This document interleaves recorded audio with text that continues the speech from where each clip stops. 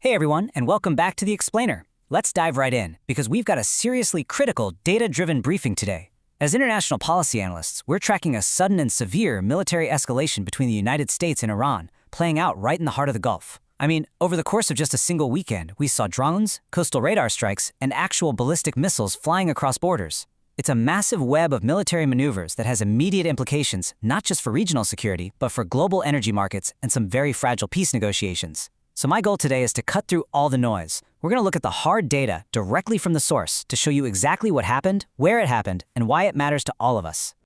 Here's our quick roadmap for today's analysis. We're looking at the escalation timeline, threats to Kuwait and Bahrain, analyzing the missile interceptions, disruption in the straits, risks to energy markets, and finally, straining the fragile ceasefire.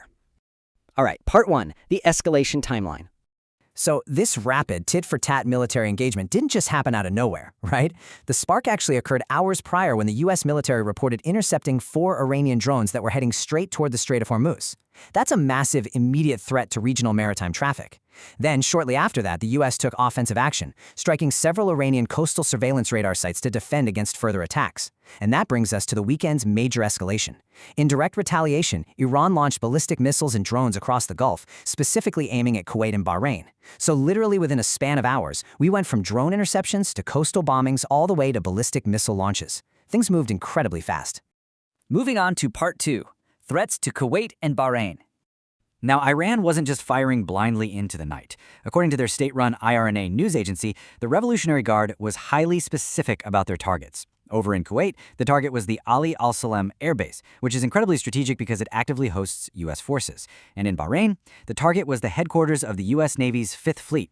This perfectly illustrates the dynamic at play here. Yes, Kuwait and Bahrain are sovereign Gulf nations, but Iran's military actions were laser-focused on the U.S. military installations stationed inside those borders. It's a regional attack, but with a very deliberate international target profile. Obviously, when ballistic missiles enter your airspace, you have to respond. But these two nations took distinctly different approaches. Kuwait kept their response strictly focused on active defense. Their military went on X to confirm they activated air defenses, and they reassured the public that any explosions they heard were simply the result of those systems successfully intercepting hostile attacks. They kept the messaging super operational. Bahrain, on the other hand, took a dual approach. Operationally, they activated air raid sirens and told residents to take shelter. But diplomatically, they absolutely did not hold back. Their foreign ministry issued a strongly worded condemnation, calling the strikes a blatant aggression and accusing Iran of a serious breach of international law and a violation of territorial sovereignty. Section 3. Analyzing the missile interceptions. 7. I want to let that number sink in for a second. According to U.S. Central Command, Iran fired 7 ballistic missiles toward Kuwait and Bahrain on Friday. Guys, we aren't talking about a couple of stray rockets here. 7 ballistic missiles represents a highly coordinated and incredibly severe military action. But here's where the data gets truly fascinating. Out of those 7 missiles, U.S. forces successfully intercepted 6 of them. And that 7th missile? It simply failed to reach its target on its own. So the crucial takeaway here is the overwhelming effectiveness of the Allied air defense network in the region. Out of a barrage of 7 ballistic missiles, not a single one hit its intended target. And most importantly, the U.S. military reported absolutely 0 injuries among their personnel. It's really a stark look at how advanced modern missile defense systems have become when they are put to the ultimate test. All right, part 4, disruption in the strait.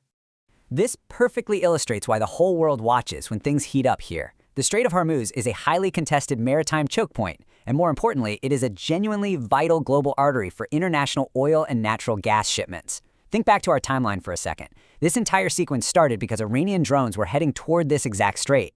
The U.S. specifically struck those coastal surveillance radar sites to protect the regional maritime traffic flowing right through it. Because whoever controls or disrupts the Strait of Hormuz has an outsized impact on the global economy. Which leads us right into Section 5, risks to energy markets.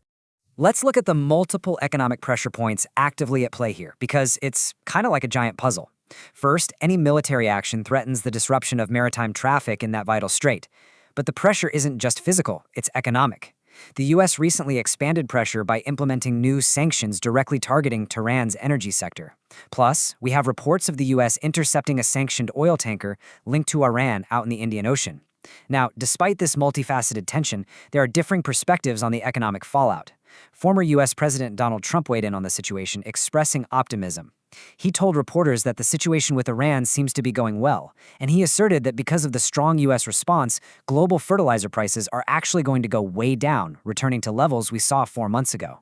So we've got active military disruptions on one hand and varied economic forecasts on the other.